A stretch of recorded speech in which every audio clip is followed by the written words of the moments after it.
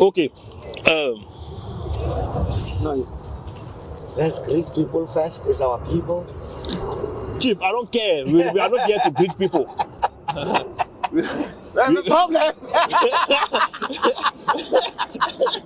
We are here to talk about Serious issues. Yeah, greeting. Go get it from your home. Leave me alone. So, first of all, what is your impression regarding Burkina Faso? What is happening in Burkina Faso? Yeah, for me, Burkina Faso has got a very troubling history. Of course, all of the African continent was colonized, but then there was a man named Thomas Sankara who was in power from 1983 till 1987 and was assassinated. In reclaiming the self-determination of the people of Burkina Faso, which is the land of the upright man. That's what he is the one who named that country Burkina Faso. And Burkina Faso only means the land of upright man, because he was solidifying the spiritual ecosystem that must cover the space out of colonialism.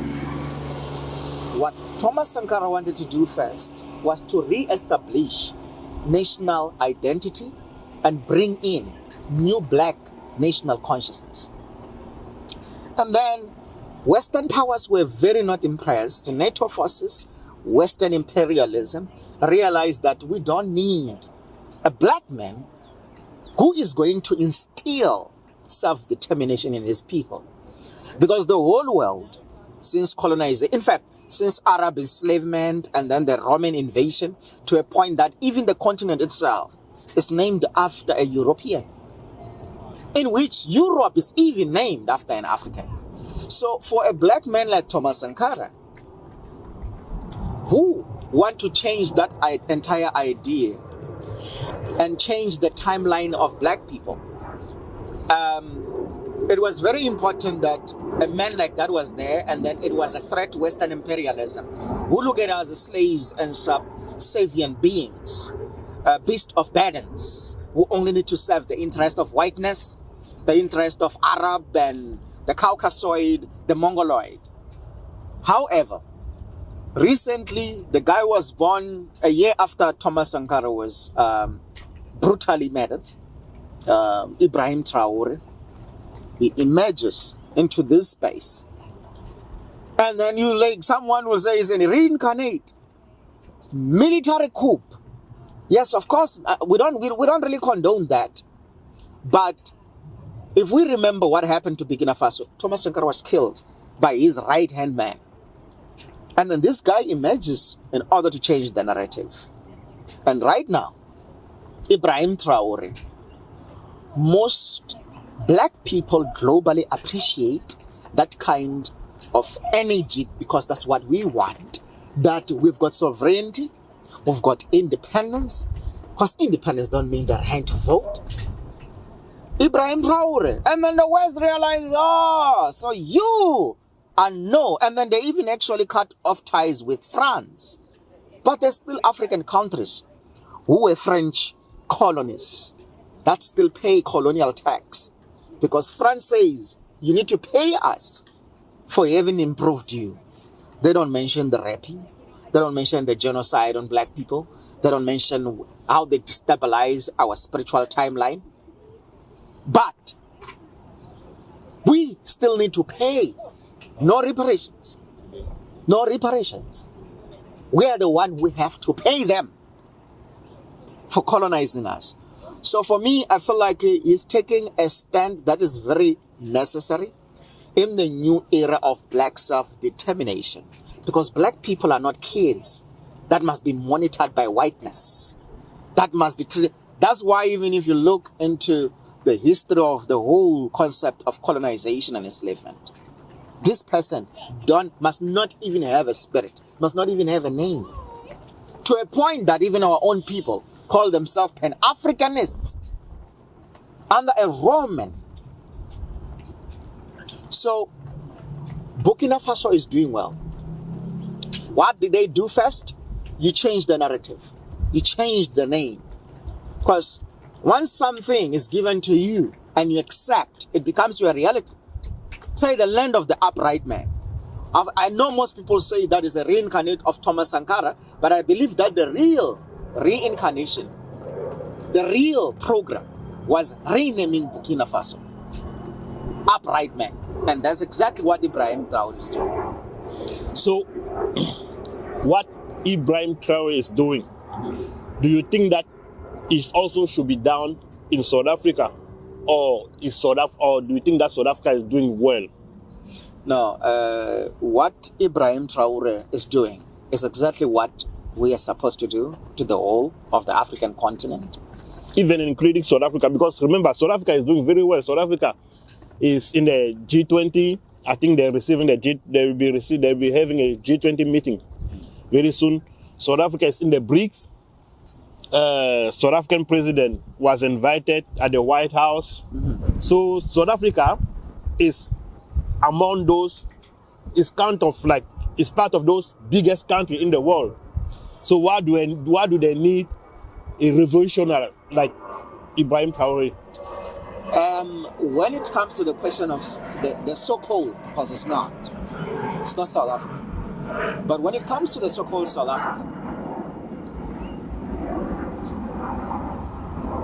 it has got the oldest artifact in the planet called Adam's calendar, dated 120,000. So calendar speaks in spirituality and creation. The main thing is time. The main thing is time.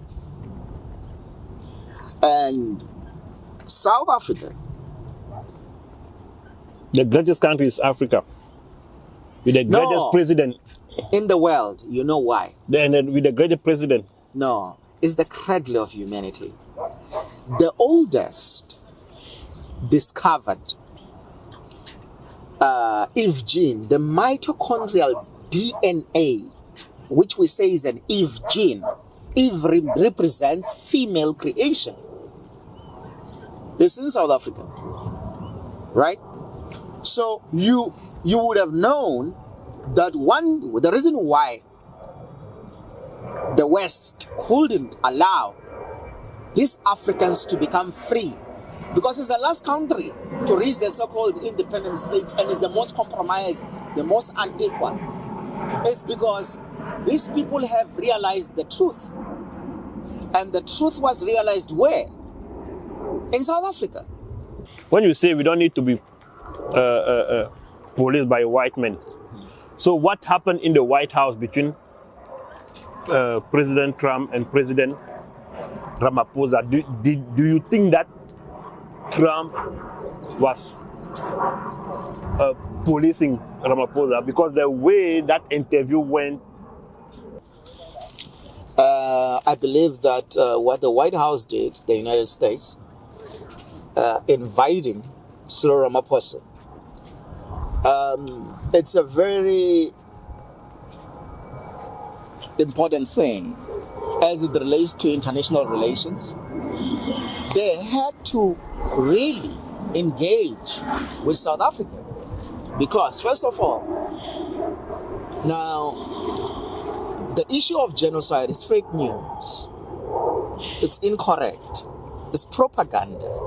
But then, what kind of intel that brought that to them, I don't know. But the most nicest thing that they did, which was brave, was to invite a South African president. We don't know these things. We had someone singing, "Kill the Boer, kill the farmer," in a stadium with 100,000 people. It's a fact. And if people don't know and are not educated about the problem, they are in the right mind to stress that positioning.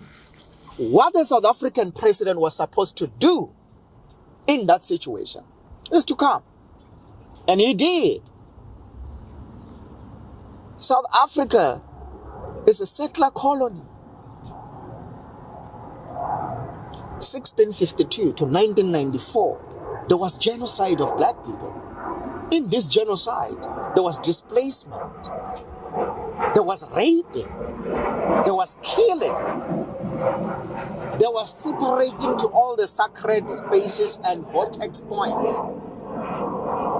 Black people were removed from all vortex points and sacred spaces in South Africa through the Land Act of 1913. But even before that, the first institution that was built by the Afrikaner Voortrekker in South Africa, it was jail. Because now you need to put a specific timeline to these people. So,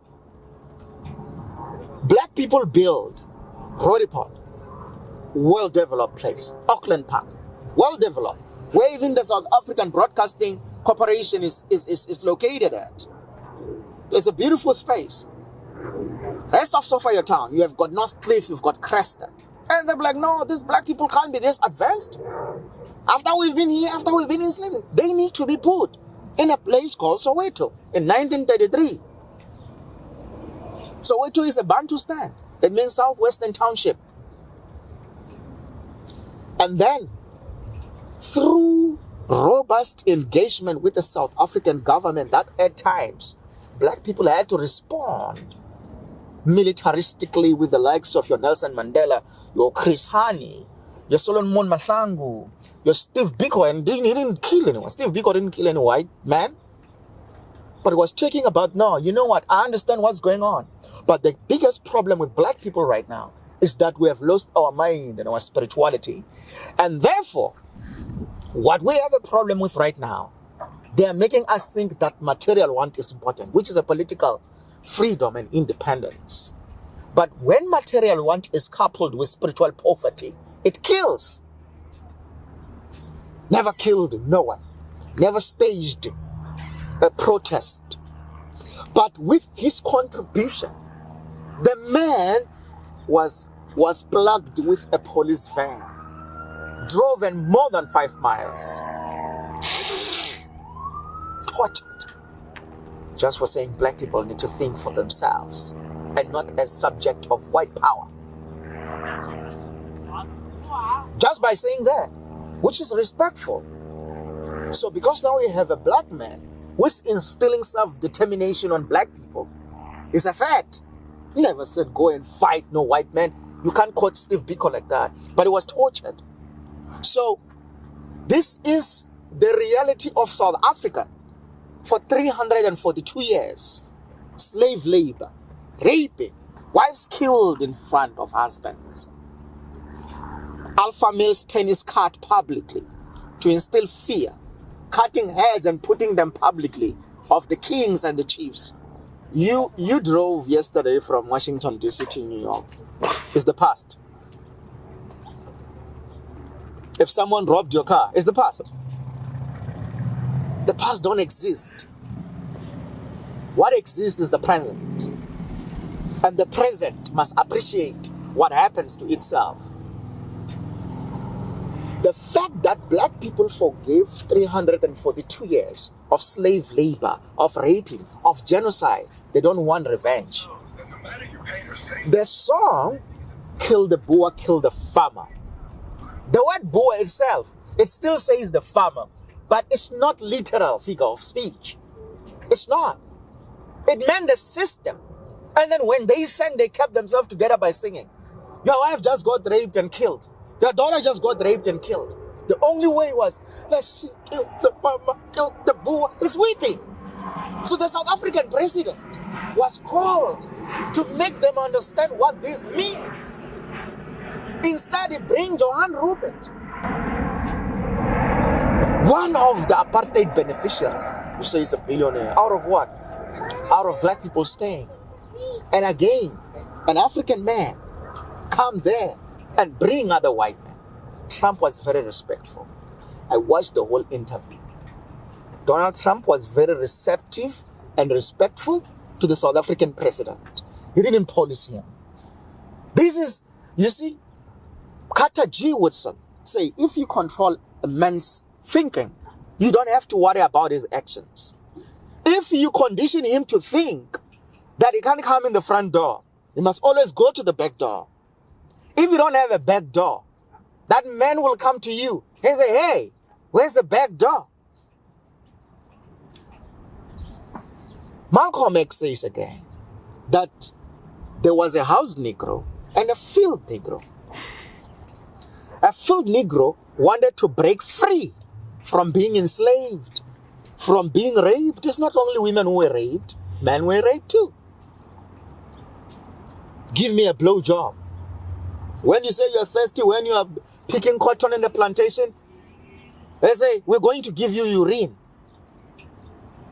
So the field Negro says, I just want to break free, even if I go and run straight into the ocean. And then the house Negro identified with the master, according to Malcolm X. When the master say, I'm sick, he say, we sick. When you catch the house on fire, he will cry more than the master would. He will be very, very ignorant to think that the American president policed another little black Sambo. He's the one who presented himself as a little black Sambo. He's the one who presented himself as an Uncle Tom. He was given a platform and he was respected. And not even Zelensky was given that. Zelensky was manhandled. This Uncle Tom, so-called Cyril Ramaphosa, this little black Sambo, this kafir, this Negro. When we say Negro, that's a Negro. Then say kafir, that's a kafir. I know I wrote a book, I'm still a kafir, but it's figure of speech too. I was not even allowed to say the name of my, the title of my book. But I'm like, no, it's figure of speech. The same way that you were supposed right now, no matter how robust it is, they need to understand that South Africa is in a different position. A position of realizing, self-actualizing, self-realizing, self-correcting.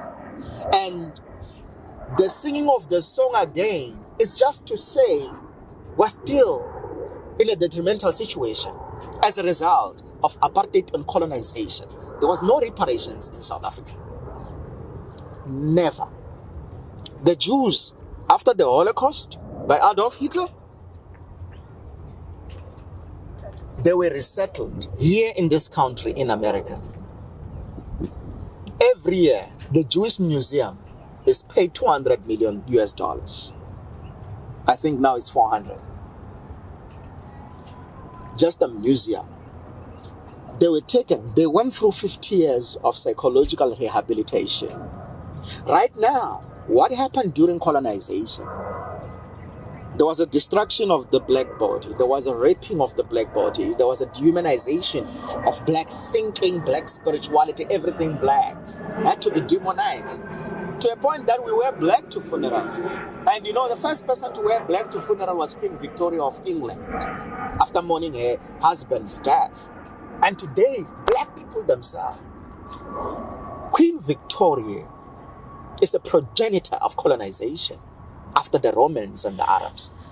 Yet we wear black to funerals to mourn. So already spiritually, that is castration of spiritual survival. So we just bodies. And then today, you know, black people, there's black on black violence. American prison, 60% is black people. It's only 60 million black people in America at most. The population is 350. So why are they 60%? In South Africa, black on black. In Johannesburg, you can't even walk with your phone on your hand unless you're brave and you believe in God that much. They'll bamba kanjani you. So the manifestation of that spiritual trauma happened. So in the midst of that meeting, America and South Africa have always had a relationship. Nelson Mandela was very robust. Nelson Mandela was, even Thabo Mbeki was very robust. Jacob Zuma didn't really engage with the US because he's the one who came with the BRICS situation and dynamic. He understood. He was a diplomat. So what Cyril Ramaphosa did is spiritually degenerate in all cost. It's far beyond even an Uncle Tom. Trying to impress us about investment. What is the word investment? economic terrorism. So we must believe that, no, we're there to get investment. Invest. Don't worry. Everything is in order. Just trying to say to master. And the master didn't present himself as such in that interview. He was just worried about things that he doesn't understand. He don't know nothing about what happened in South Africa. It's understandable. Donald Trump was in his right positioning. He could have just done a better job and just provide a lecture. When South Africa gets liberation from Western imperialism, that's where we will be able to understand how powerful Africa is. Because that's a spiritual portal. I know right now it's almost impossible to take back the northern part of Africa. But once you get this southern, so black people, I'm telling you, globally, something will happen to them to realize, oh, we're this spiritual people. We have to do something about it. People like Cyril Ramaphosa, if it was for me, it would have been removed immediately.